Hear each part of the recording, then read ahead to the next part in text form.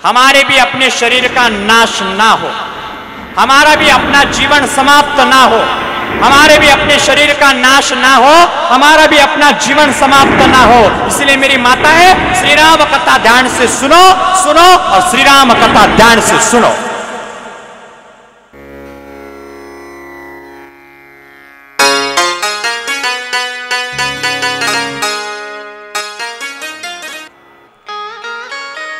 पहले दिन के कथा में हमने देखा था क्या है श्री राम कथा। आज हम देखने वाले हैं क्यों सुने श्री राम कथा।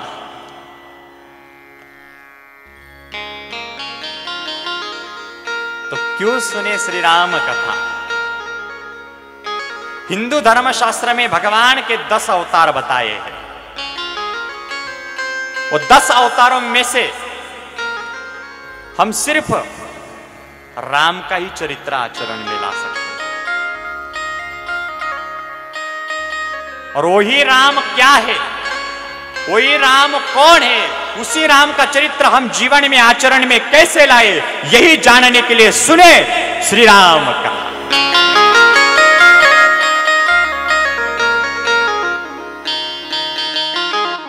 श्री राम कथा क्यों सुने?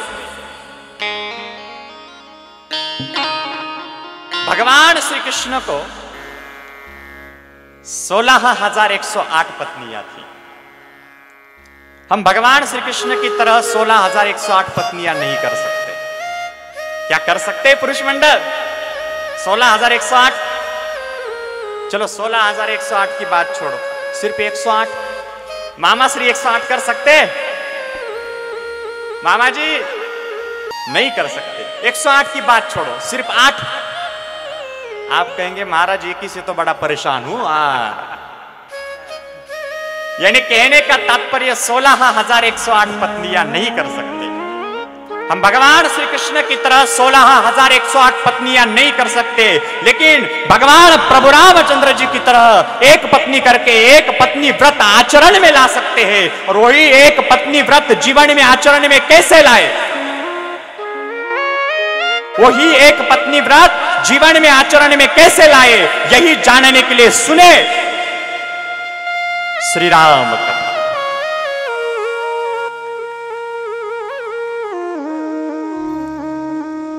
श्री राम कथा क्यों सुने?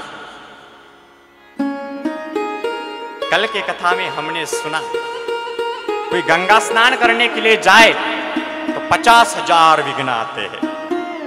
कोई दान धर्म करने के लिए जाए 25,000 विघ्न आते हैं।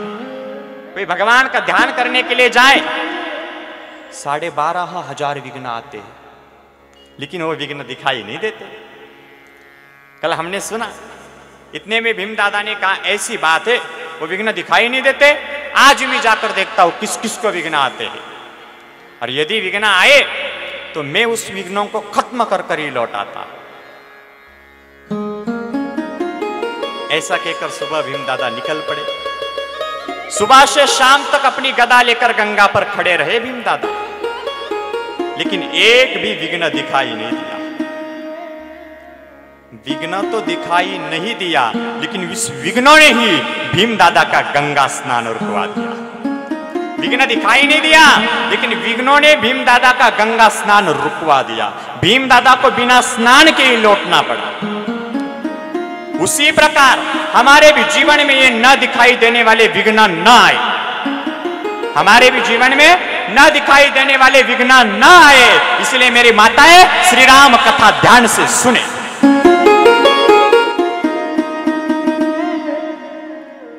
श्री राम कथा क्यों सुने?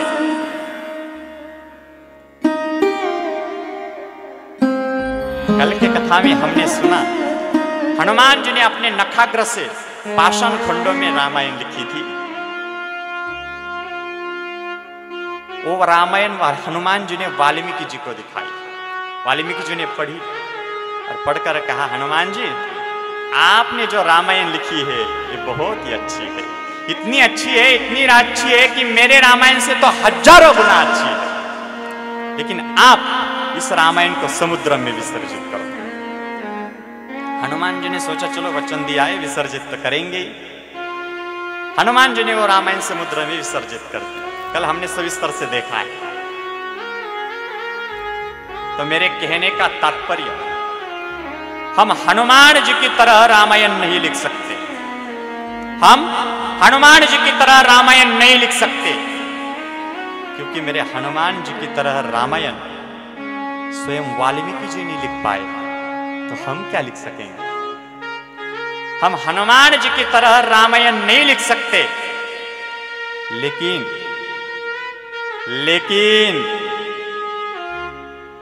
हम हनुमान जी की तरह रामायण लिख नहीं सकते, लेकिन सुन तो सकते हैं ना।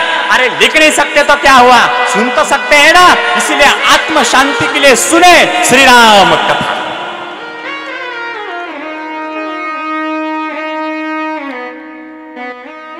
श्री राम कथा क्यों सुने।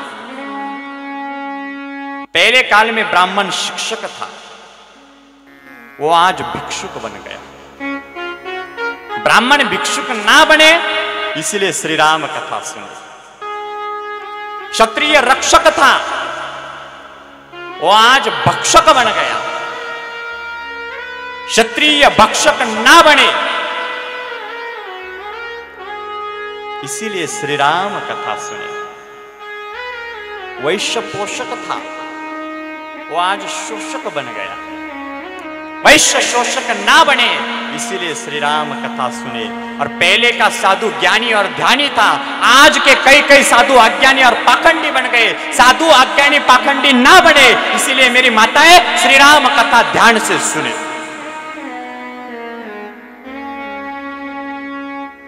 श्री राम कथा क्यों सुने। राजा परीक्षित ने शुकाचार्य महामुनि को प्रश्न किया, महाराज जिसका मृत्यु 7 दिन में होने वाला हो, उसने क्या करना चाहिए। तो राजा परीक्षित को शुकाचार्य महामुनि ने 7 दिवसीय भागवत कथा सुनाई। और 7 दिवसीय भागवत कथा सुन के राजा परीक्षित ने अपना उद्धार कर लिया। उसी प्रकार आज हम सभी भी 7 दिन में मरने वाले हैं।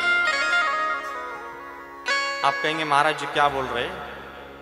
हाँ भाई, हम सभी 7 दिन में ही मरने वाले हैं, लेकिन कौन से 7 दिन पहले सुन लो। हाँ, नहीं तो आप कहेंगे महाराज जी ने बताया 7 दिन में मरने वाले। एक बार ऐसा ही मैंने बताया कि यहाँ के सभी लोग 7 दिन में मरने वाले हैं। सब लोग बड़े दुखी हुए, लेकिन एक आदमी बड़ा आनंदी हुआ।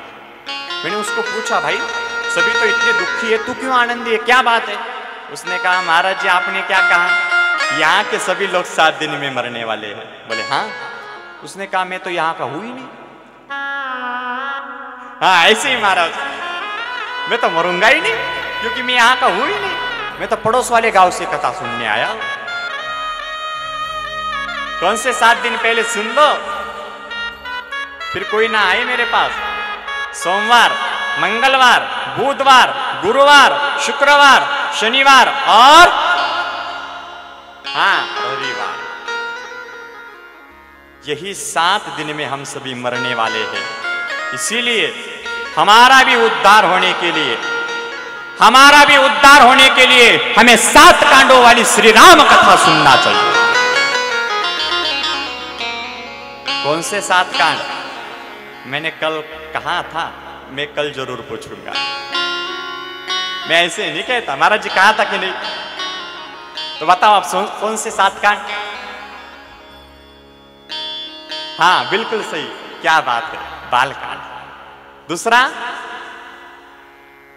हाँ बाल कांड, अयोध्या कांड, अरण्य कांड, किष्किंधा कांड, सुंदर कांड, लंका कांड और उत्तर कांड। यही 7 कांड समझने के लिए, यही 7 कांड जीवन में आचरण में लाने के लिए सुने श्री राम कथा। श्री राम कथा क्यों सुने। पत्नी पति का कहना माने, इसीलिए श्री राम कथा सुने। बिल्कुल सरल जवाब। क्योंकि भोले बाबा ने कल सती को समझाया, सती हम अभी अभी जिनकी कथा सुनकर आए वही प्रभु रामचंद्र जी है। भोले बाबा ने समझाया, सती ने नहीं माना। क्यों नहीं माना? कथा ही ध्यान से नहीं सुनी थी।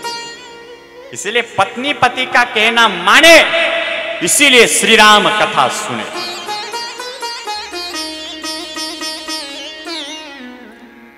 श्री राम कथा क्यों सुने? यदि जिंदगी में कभी हमारे सामने भगवान खड़े हो, जिंदगी में कभी भी यदि हमारे सामने भगवान खड़े हो, तो हमसे भगवान को पहचानने की भूल कभी ना हो। क्योंकि माता सती के सामने स्वयं प्रभु रामचंद्र जी खड़े थे, लेकिन सती ने भगवान को पहचाना ही नहीं। क्यों नहीं पहचाना? राम कथा ध्यान से नहीं सुनी थी। इसलिए जिंदगी में कभी भी हमारे सामने भगवान खड़े हो ना, तो मेरे भगवान को पहचानने की भूल ना हो। इसलिए मेरी माताएं श्री राम कथा ध्यान से सुनो।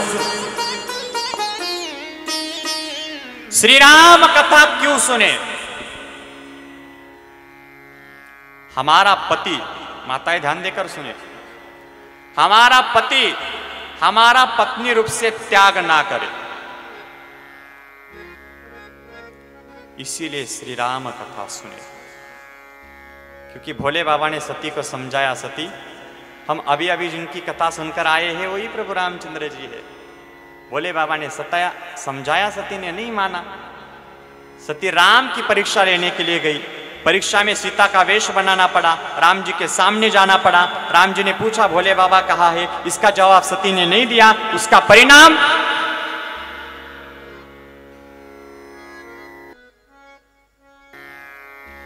भोले बाबा ने सती का पत्नी रूप से त्याग कर दिया। उसी प्रकार हमारा भी पति हमारा पत्नी रूप से त्याग ना करे, हमारा भी पति हमारा पत्नी रूप से त्याग ना करे। इसलिए मेरी माताएं श्री राम कथा ध्यान से सुने। श्री राम कथा क्यों सुने? खास करके सभी माताओं के लिए, हमारे अपने शरीर का नाश ना हो, हमारा अपना जीवन समाप्त ना हो। क्योंकि भगवान भोले बाबा ने सती को बैठने के लिए सामने आसन दिया। अब भोले बाबा सती को कथा सुनाने लगे। अब राम कथा सुनाने ही वाले थे, इतने में स्वर्ग के ऊपर से देवताओं के विमान जाने लगे। भोले बाबा ने पूछा, सती विमान कहाँ जा रहे? सती ने पूछा, बाबा विमान कहाँ जा रहे? तो भोले बाबा ने कहा, सती सब विमान तेरे पिता के घर जा रहे हैं। सती ने कहा, बाबा हमें भी चलना चाहिए। भोले बाबा ने मना कर दिया। सती नहीं मानी, दक्ष के यज्ञ में गई, वहां पर अपमान हुआ। उसका परिणाम सती ने योग अग्नि से अपना शरीर जला डाला, सती का शरीर समाप्त हुआ। उसी प्रकार हमारे भी अपने शरीर का नाश ना हो, हमारा भी अपना जीवन समाप्त ना हो, हमारे भी अपने शरीर का नाश ना हो, हमारा भी अपना जीवन समाप्त ना हो। इसलिए मेरी माताएं श्री राम कथा ध्यान से सुनो, सुनो और श्री राम कथा ध्यान से सुनो।